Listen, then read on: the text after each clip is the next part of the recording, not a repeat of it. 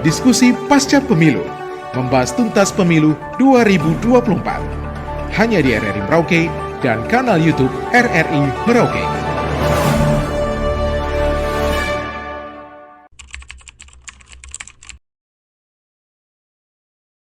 Calon-calon DPR sudah ditetapkan. Masa reses kami harap masa reses yang dapil pemilihan Kabupaten Merauke, tapi kalau belum sampai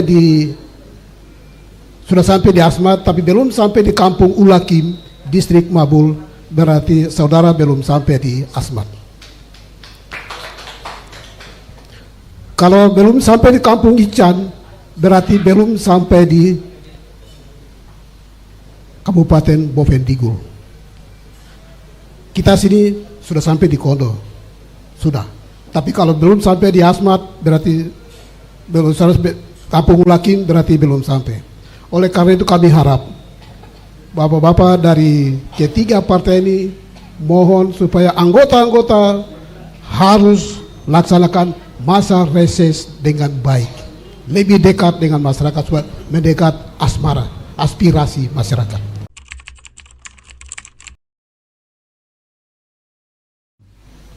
Sesuai dengan pasal 32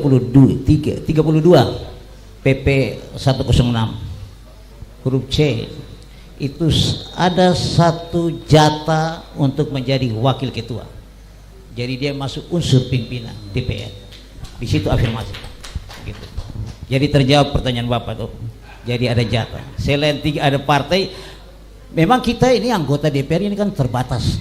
Kalau tadi Bapak bilang kalau jumlah 35 plus 9 menjadi 44, itu berarti jumlah kita itu wakil ketuanya mungkin makin tidak banyak, menjadi 4. Sepertinya kemudian nanti afirmatif tetap masuk. Komisi pun juga itu menjadi, kalau saya di DPR Papua itu di anggotanya 55 sampai dengan 69, 14 kursi tambah, maka itu dia ada 5 komisi. Kali ini kita di Papua Selatan itu dia cuma 4 komisi karena jumlah anggotanya sedikit, 44 sampai 55 anggota, itu berarti komisinya 4, berarti itu perlu diatur lagi.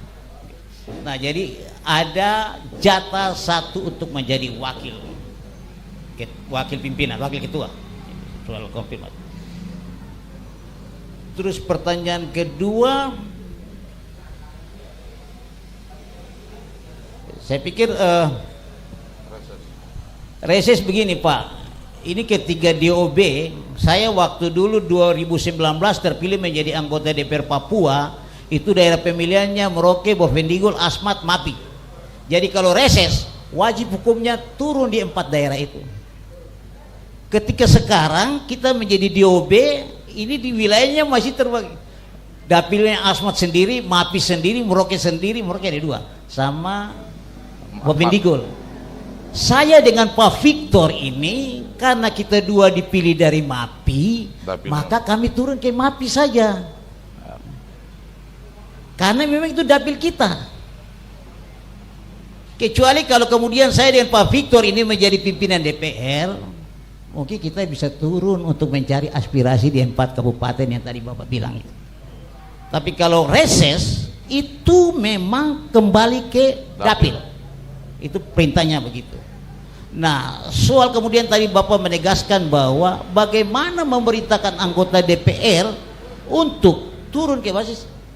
Lagi-lagi saya bilang, kalau saya dengan Pak Victor masuk unsur pimpinan, kami tidak bisa memerintah anggota untuk kau pergi ke reses, tidak bisa. Kita tidak bisa. Itu kembali kepada masing-masing anggota. Kalau kamu sadar bahwa kamu dipilih oleh masyarakat, kau pergi. Gitu. Kami tidak bisa. Tapi dalam pikiran saya, mungkin dengan Pak Victor kita sudah diskusi, mungkin nanti kita bicara di tata tertib dewan, supaya melihat bahwa anggota-anggota dewan yang kemudian tidak melaksanakan tugas, kita serahkan kepada Dewan Kehormatan DPR Papua Selatan, supaya mereka, termasuk yang pemalas-pemalas sidang paripurna, kita suruh arahnya ke sana, supaya Anda pilih bukan datang duduk diam dan pulang dan duit, tapi Anda harus kerja. Yang jelas siapa sih yang tidak mau terpilih lagi lewat kesempatan pengabdian itu? Itulah nanti kita akan mencatat rapot kita di masyarakat. Kalau apa yang diharapkan masyarakat seperti yang selalu dijanjikan bahwa anggota dewan adalah jembatan aspirasi tidak terlaksana, hukumlah dia, jangan pilih lagi Pak. Lewat kesempatan ini saya sampaikan, kalau ada yang lakukan itu, hukum dia dengan cara jangan pilih kembali dia. Tentu ini menjadi catatan kita juga apabila nanti kami salah satunya terpilih menjadi pimpinan dewan. Pastilah begitu kita berada di dalam rapat-rapat internal di antara sesama partai Nasdem, itu semua akan dibicarakan dan menjadi perhatian kami untuk memberi warning kepada teman yang umpamanya tadi Bapak bilang dapilnya di Bovendigul lalu tidak pernah namanya Icang. Kalau saya kebetulan sudah Pak, saya basicnya adalah teknik sipil, saya berawal dari surveyor, saya ukur jalan dari UTF sampai ke atas Pak itu.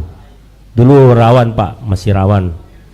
Ikut dulu Tunas Jaya kebetulan jadi surveyor.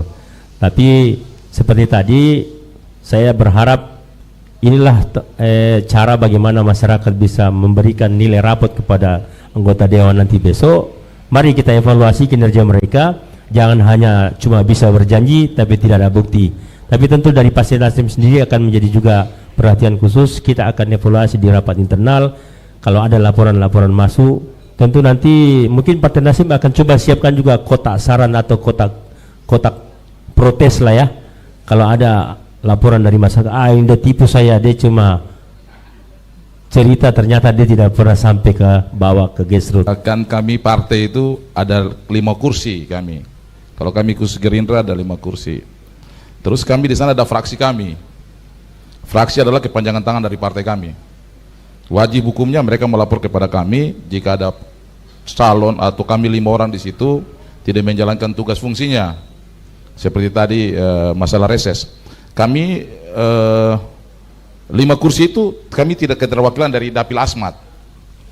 Jadi kami hanya di Merauke 3 kursi, dari 2 dapil itu 3 kursi, MAPI 1 kursi, Boven 1 kursi. Tapi kami pastikan bahwa jika dari kami 5 orang itu, saya selaku pimpinan partai, jika tidak 5 anggota itu tidak menjalankan kami, pastikan ada sanksinya. Jadi Bapak terus ragu, dan orang Merauke, orang MAPI, orang Asmat, Bovendigul tidak perlu ragukan itu. Karena saya pastikan bahwa yang terpilih ini orang baik semua, orang yang punya integritas dan sudah teruji. Jadi saya yakin dan percaya, biarlah waktu menjawab semua. Karena kami 5 datang untuk catat sejarah, bukan tidak catat sejarah.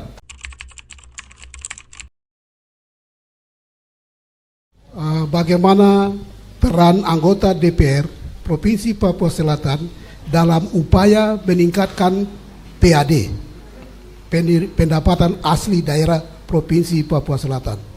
Kita tahu bahwa daerah Merauke ini daerah selatan miskin. Mohon supaya anggota DPR bisa berikan kontribusi pemikiran yang sehat kepada pemerintah, pada gubernur yang terpilih, agar bagaimana peningkatan PAD itu penting, sangat penting. Setiap daerah punya potensi. Merauke punya potensi, Bovendigul punya potensi, MAPI dan Asmat. Kira-kira bagaimana upaya peningkatan PAD? Pertama-tama saya memperkenalkan diri, nama saya Agustinus Manibui. Di undangan saya mewakili daripada perkumpulan Budi Luhur etnis Tionghoa.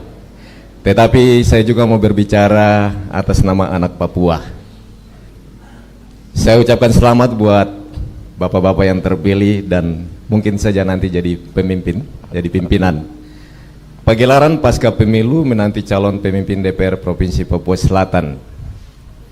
Ya, saya sangat setuju bahwa saudara-saudara saya, orang-orang Papua menginginkan bahwa untuk menjadi pimpinan DPR diberikan kesempatan ke mereka. Dan kita jangan dikotomi bahwa mereka tidak bisa bekerja, diberikan kesempatan dulu.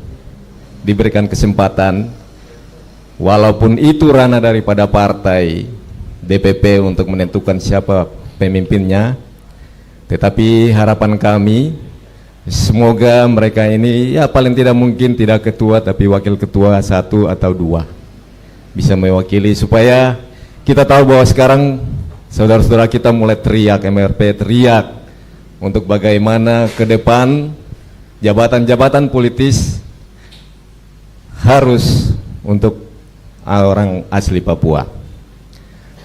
Saya hanya mempunyai suatu titipan dan harapan bahwa siapapun nanti pemimpinnya harus berani mengambil sikap dan tindakan. Kadang-kadang masyarakat mengatakan bahwa pemimpin itu harus punya hati, punya kasih. Tetapi kalau saya, pemimpin itu harus adil. Kalau dia adil, maka masyarakat kita pasti akan sejahtera. Ini harapan kami masyarakat yang baik itu memilih bapak-bapak dan tidak memilih bapak-bapak keterwakilan dari partai-partai, tetapi setelah sudah dilantik nanti bapak-bapak adalah milik seluruh masyarakat Papua Selatan, tidak dibeda-bedakan lagi. Kemudian saya cukup lama di Asmat, 23 tahun, dan saya setuju bapak saya tidak ingin ikut mencampuri intern Partai Nasdem, tetapi anak ini Balstar, dia sempat datang ke saya dan saya menyarankan coba ketemu ketua-ketua partai, dan dia bilang bapak saya sudah minta waktu untuk ketemu tetapi mereka tidak mau ketemu saya. Jadi memang kalau menurut fakta di lapangan harusnya Balstar ini yang terpilih, tetapi tidak tahu sampai bagaimana dia tidak terpilih. Ini saya hanya menitip saja Pak. Kalau memang ada mahkamah partai yang bisa menilai, nanti kami dorong untuk anak ini bisa lapor ke mahkamah partai.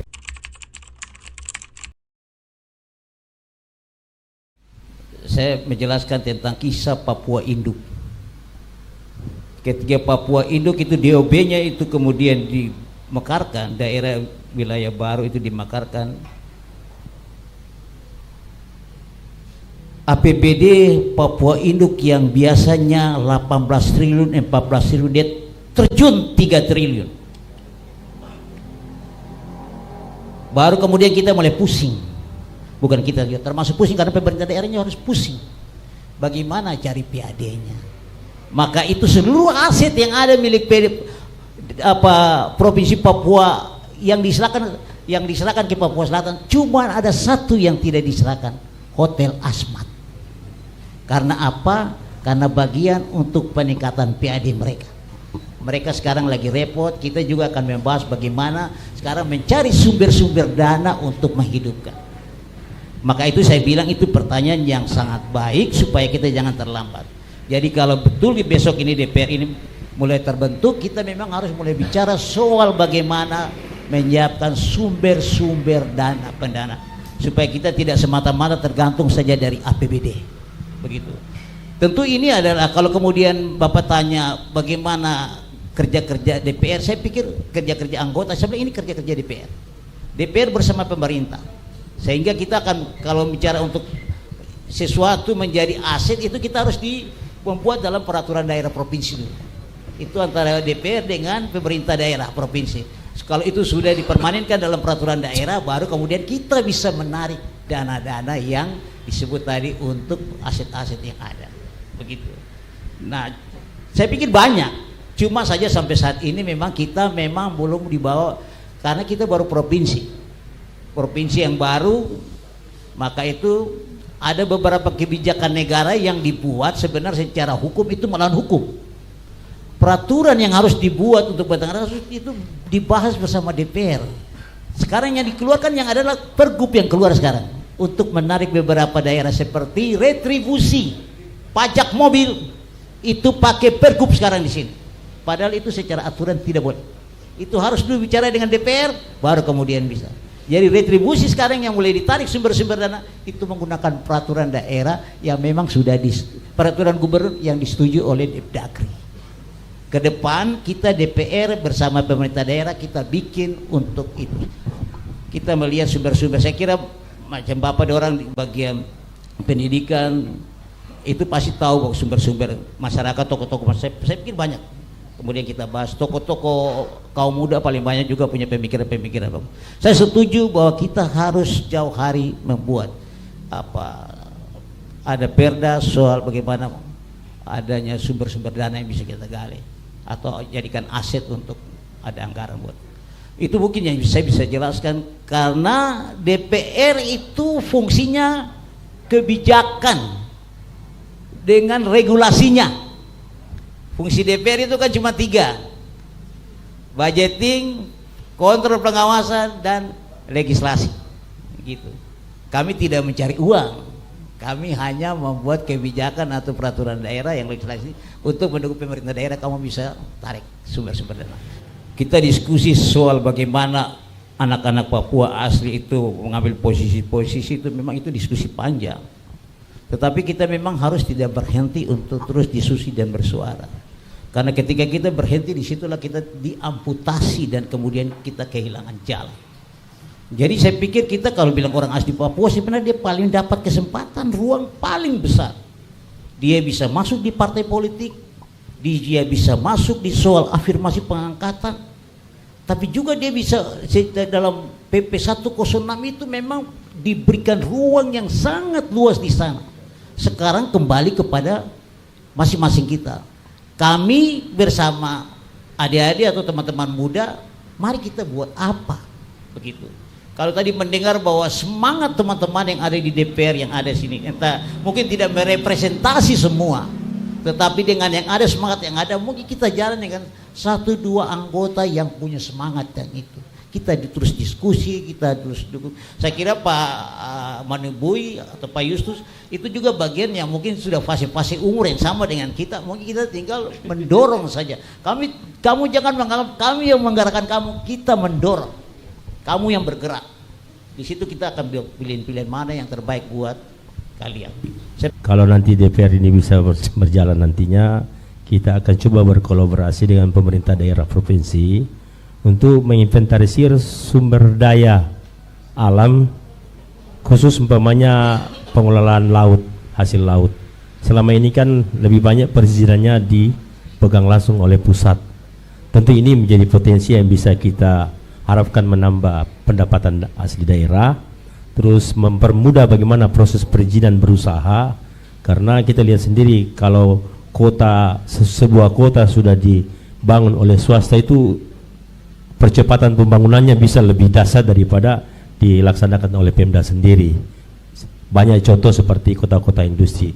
Tentu kita harus lihat potensi daerah dulu, lalu kita duduk bersama dari semua tokoh untuk sama-sama merembuk apa yang kita harus buat untuk kota kita ini, daerah otonomi baru ini. Ya, saya selaku kader Nasdem berharap bahwa kita bisa berjuang bersama. Tentu jangan sampai juga kita jor-joran sehingga bisa merusak lingkungan hidup. Ada batasan-batasan yang tidak boleh kita lampaui, tapi kadangkala juga harus kita coba rekayasa supaya apa yang menjadi kepentingan perkembangan daerah juga tidak menjadi hambatan terhadap pelestarian lingkungan alam. Kan Dewan itu hanya ada 3 fungsi, tadi Pak Kakak Pas sudah sampaikan. Ya, kami akan bermain hanya di legislasi untuk bisa mendapatkan memberi ruang kepada kemudahan-kemudahan kepada para investor untuk kita bisa mendapatkan pendapatan. Saya pikir seluruh Papua di 6 provinsi ditambah dengan kabupaten yang ada seluruh Papua ini, itu semua hidupnya dari APBD, dari DAO, DAK, dan OCUS. Tidak ada sumber dana yang lain-lain dan lain-lain. Ada sih banyak juga masuk, tapi tidak signifikan. Ya, untuk itu memang butuh pemimpin yang inovatif, pemimpin yang bisa membuka ruang, bukan hanya pemimpin dalam DPR, tapi pemimpin legislatif sebagai eksekutor. Ya, Bapak kan mantan Kepala Bidang Dinas Pendapatan, jadi pasti lebih tahu lah seperti itu. Jadi kalau kita bicara dalam konteks seperti itu, kami akan berusaha bersama-sama dengan teman-teman dari partai lain, fraksi-fraksi lain, untuk kita bicara tentang regulasi atau peraturan-peraturan yang tidak bikin susah orang untuk datang investasi di tanah Papua. Kekurangan kita adalah tidak nyaman. Investor datang itu hanya persoalan pertama adalah keamanan. Nah, ini yang harus kita kondusif, kita bangun betul-betul untuk melihat daerah ini ke depan. Kalau kita lihat dari seluruh Papua yang ada, provinsi yang paling aman hanya kita, dan kita mensyukuri itu. Ya, Walaupun kita DPT yang paling kecil juga, penduduk yang paling sedikit juga. Setelah kita baru Papua Barat Daya. Kalau dari sumber manusia, ya populasi manusia. Jadi saya pikir kita akan duduk, biarlah waktu mencatat. Yang saya selalu awal saya katakan sejarah itu, saya akan bikin sejarah itu. Ya, jadi itu yang perlu kita ke depan melihat sebagai anak daerah, anak dari ya tadi Bapak tadi sebut Kondo ya. Kalau kita di MAPI sana kan ya kita lah keadaannya seperti itu. Jadi kami akan tetap menyuarakan itu. Orang Papua itu ada di Beva, Kali, Rawa, itu ada di situ, di kampung-kampung itu ada di situ. Jadi tidak datang duduk di sini gitu. Jadi itu hadirlah di sana, mari kita hadir untuk itu. Jadi saya pikir apa yang Kakak Justus sampaikan tadi, biarlah waktu menjawab. Saya menjawab dari kakak laki-laki ini, ya, ketua koalisi kami kemarin, ya, Prabowo Gibran ini, ya, kakak hormat, selamat malam. Jadi kami prinsipnya, ya, kami sudah mencatat sejarah. Gerindra Provinsi Papua Selatan mencatat sejarah dengan menghadirkan 3 orang anak asli Papua dari 5 kursi itu. Itu pertama. Jadi kalau bicara keberpihakan, kami lakukan ini. Saya mau jawab adik dari KMP tadi, ya, tentang kembali ke belakang. Contoh saya cerita tentang Mansana Mewaki, ya, perempuan Bovendigul. Saya melakukan pendampingan dari awal sampai dia terpilih, dan partai mengintervensi itu. Dan saya memastikan bahwa perempuan Papua harus jadi, dia yang kami jadikan dia jadi anggota DPR Provinsi Papua Selatan. Dan itu bukti nyata kami, keberpihakan kami kepada orang asli Papua dan perempuan Papua. Nanti kamu lihat dia dilantik, perempuan muda, cantik, dan kamu nanti lihat dia lebih baik daripada semua orang yang ada. Nah, jadi sekali lagi kami sudah buat sejarah. Sejarah itu tadi, kami dari 3 anak asli Papua. Ada Moses Kaibu, ada Kakak Deni Walinolik, ya, ada Mensana, saudara perempuan saya dari Bovendigul, ya, saya sendiri dan Ibu Siti Susanti dari dapil 2 kursi ke-11. Jadi ini yang kami mau sampaikan, ya, sekali lagi untuk semua Merauke, orang MAPI, orang Bovendigul, orang Asmat, di mana saja berada, mari kita bersama-sama melihat dan kita bersama-sama mendukung supaya ke depan kita buat sejarah untuk Papua Selatan lebih baik dari Papua yang lain.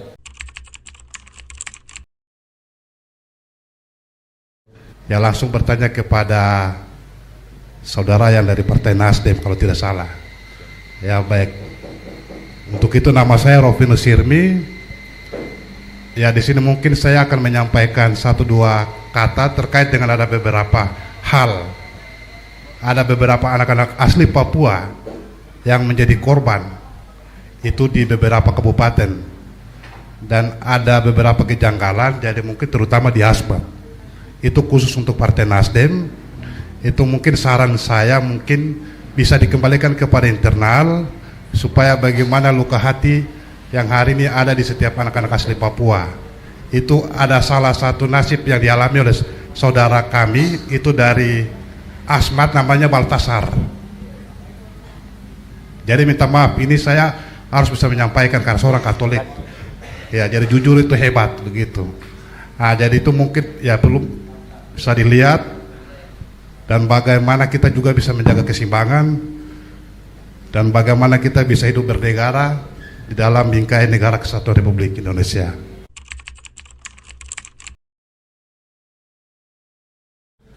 Yang jelas setiap persoalan yang ada di grassroots, terutama caleg-caleg yang sempat bertarung kemarin, pasti terjadi gesekan karena saingan utama kita adalah satu dapil, satu partai. Itulah saing utama. Persoalan merasa ada yang terzolimi, partai sendiri sudah punya mekanisme, punya langkah-langkah, tata cara bagaimana menyelesaikan sengketa-sengketa yang terjadi di antara sesama kader Partai Nasdem. Tentu caranya sudah jelas, lakukanlah pelaporan ke DPW, semua bukti-bukti tolong disajikan, dan nanti akan kami rapikan dan diseleksi dengan bagus apa-apa yang harus disiapkan dan diteruskan ke Mahkamah Partai. Tapi tentu semua itu melalui prosedur yang elegan. Kita tidak perlu dengan kekerasan, karena yang namanya manusia pasti tidak pernah ada yang sempurna, dan saya selaku sekretaris Bapilu mungkin sampai sekarang saya belum pernah dengar suratnya masuk. Kemarin sempat kami masih di Jakarta, Pak Hasan turun untuk menyelesaikan sengketa yang ada di Kabupaten Merauke, tapi untuk Asmat sampai sekarang belum ada laporannya masuk. Kalau memang ada kesulitan, saya bisa dihubungi langsung untuk menyampaikan masalah tersebut. Mari kita bangun negeri ini sama-sama.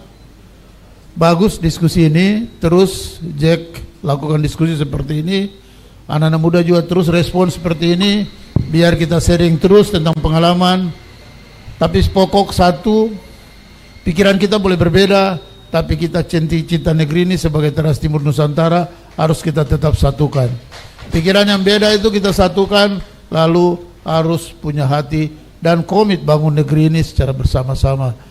Tuhan tolong kita untuk negeri ini terus tumbuh menjadi negeri yang kuat, tetapi juga sejahtera rakyat dan beriman rakyat. Untuk semua orang Merauke, orang Mapi, orang Bovendigul, dan orang Asmat, mari kita bersama-sama menyongsong matahari yang terbit dari wilayah kita ini dengan provinsi yang baru ini. Bersama-sama kita mencatat sejarah dengan berbuat yang terbaik untuk negeri ini. Untuk semua masyarakat Kabupaten Merauke, Mapi, Asmat, Bovendigul, dan para pemirsa yang sementara menyaksikan acara ini, tentu terima kasih atas kepercayaan kepada kami. Kami adalah manusia biasa yang pasti tidak akan pernah luput dari mana kelalaian. Untuk itu, rajin-rajinlah mengingatkan kami lewat berbagai cara. Datangi kami, protes kami, kalau perlu jangan juga dilempar, didemonstrasi saja. Tentu kami selalu mengambil sebuah pesan daripada orang tua saya sendiri, yaitu menentukan arah itu lebih penting daripada kecepatan. Jadi menyelesaikan sesuatu itu janganlah terburu-buru, harus ditimbang, dan jangan lupa selalu bertanya kepada yang senior, yang lebih dahulu menjadi pemimpin, sehingga kita bisa memetik sebuah hikmah yang baik. Mungkin saya mau bilang begini, bahwa terhitung bulan Oktober baru mungkin kita pelantikan. Kalau saya di DPR Papua itu SK Depdagri di 18 Oktober keluar, tanggal 30 Oktober baru dilantik. Persiapan di sini itu mungkin tidak tahu, tapi perkembangan orang tunggu DPR Induk, DPR Papua Induk dilantik dulu, baru kita DPR DOP dilantik, kita tahu kapan. Tapi yang mau poin yang saya mau bilang, bahwa kami baru mau bekerja. Kami tidak mau membuat janji-janji yang nanti kami tidak realisasi. Tapi kami mau ada dukungan doa dari Bapak Ibu sekalian. Jadikan kami teman diskusi, jadikan kami teman untuk bagaimana menciptakan solusi untuk keluar dari masalah. Kami siap untuk menghadirkan diri dalam masyarakat Papua Selatan.